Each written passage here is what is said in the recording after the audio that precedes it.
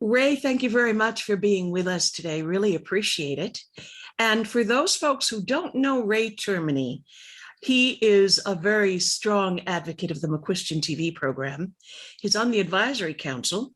And very importantly, Ray, you're very much involved in the American Jewish Committee. And we want to hear a little bit later on about this sojourn that you're taking in just a few days, because it's an important part of what the American Jewish Committee is all about.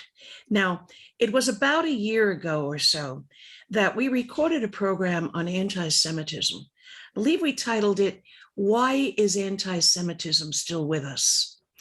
And we had two real luminaries in the field, Holly Huffnagle, who is the American Jewish Committee's US Director for Combating Anti-Semitism. And from right here in Dallas, we had Dr. Sara Abosch Jacobson, the Senior Director for Education for the for the Dallas Holocaust Museum. And I remember some of the statistics that they quoted were really rather disturbing. In 2019, Jewish people were the recipients of 60.2% of all anti-religious bias and hate crimes in this country. And 150% increase in anti-Semitism from 2013 to 2020. And my understanding is that the beginning of this year, 2022, incidents have really been rising.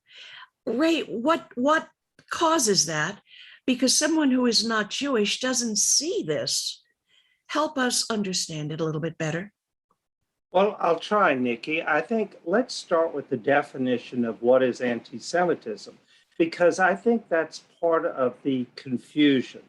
The International Holocaust Remembrance Alliance established in 2016 a definition that has been adopted by the US State Department, as well as under the Trump administration, the Department of Education.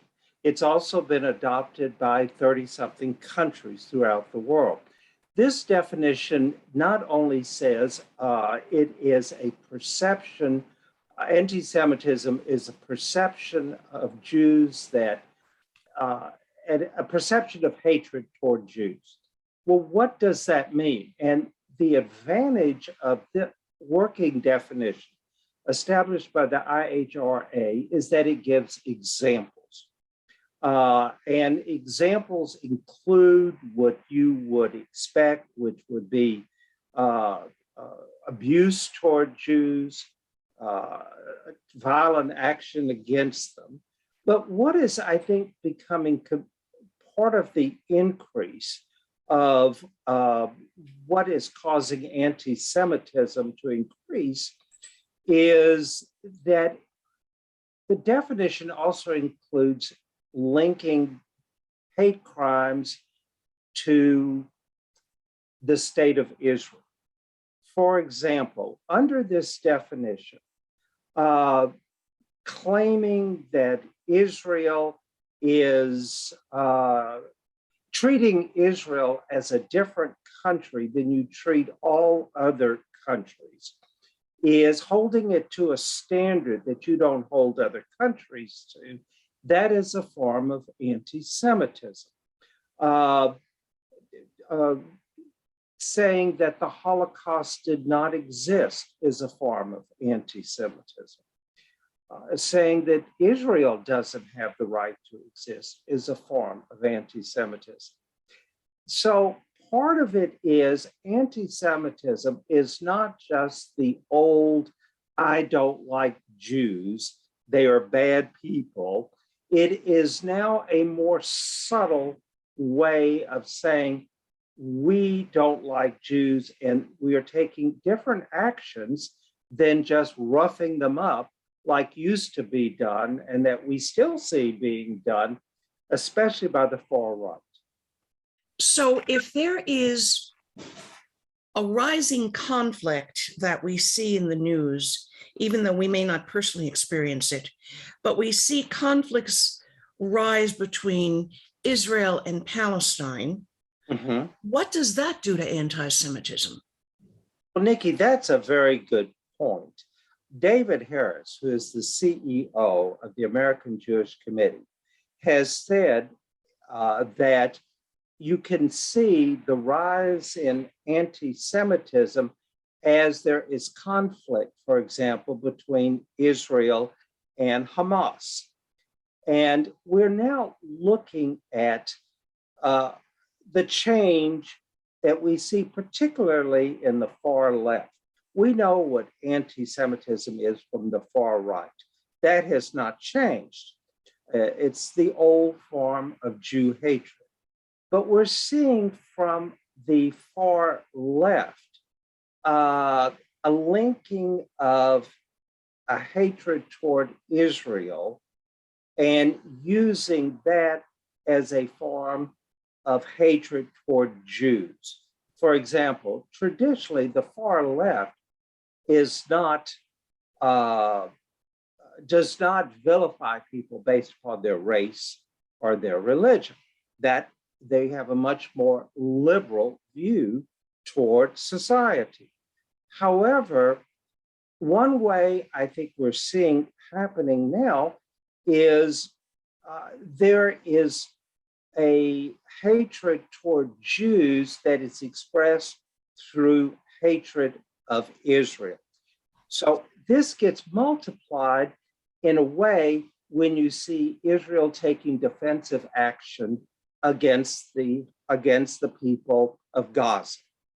They're attacked and they respond. Now Israel is being held to a higher standard. You don't have the right to defend yourself, or you're exercising too much defensive action against the Palestinians. They have become romanticized, and the result of it is we are now seeing a more subtle form of anti-Semitism. So something that's happening in another country, this is not our country we're talking about. It's a conflict somewhere else between Israel, Hamas, the Palestinians, what may be. People in the United States are taking that as, let's show our dislike toward Jewish people here in this country. Well, I think it comes up. Well, let's take campuses, for example, or let's take the news. Wherever there is a discussion of Israel's right to defend itself, for example, or commentators explaining what is happening in Israel and Gaza in the middle of a war, you then have these subtle comments that in effect show anti-Semitism. It's like, well, in response to Hamas having rocket attacks against Israel, look at what those nasty Israelis are doing against the poor Palestinians. So you look at this on campuses when people who meet, for example, to discuss pro-Israeli views are shouted down. These often become violent. This is something that, if you look at it, it is an anti-Semitic approach when it is directed against Jews or Israel. Of course, this is done to other people as well, but when it's directed, that's right. But when it's directed against Jews and their surrogate, they're in Israel, you now see people who would never take that kind of action against another racial or ethnic or religious group, using it against Jews by attacking Israel. Very disturbing, considering that the purpose of education is to broaden our minds and be more progressive in our thinking about what's going on in the world. I would agree. It's basically censorship. Well, thank you for this short time with us.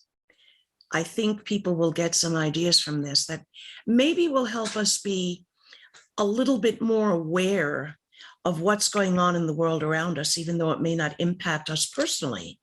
As people, it's something we need to know. So thank you, Ray, and wish you safe travels.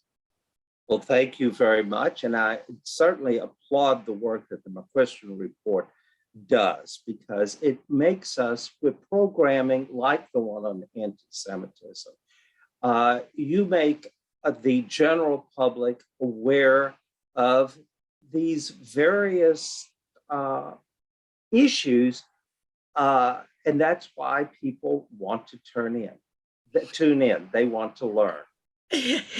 Thank you. And I just want everyone to know that that was not a paid commercial. That came from your heart. But I'm on the advisory council. So. So I appreciate that. Safe travels, take care, and thank you. Thank you very much, Nikki.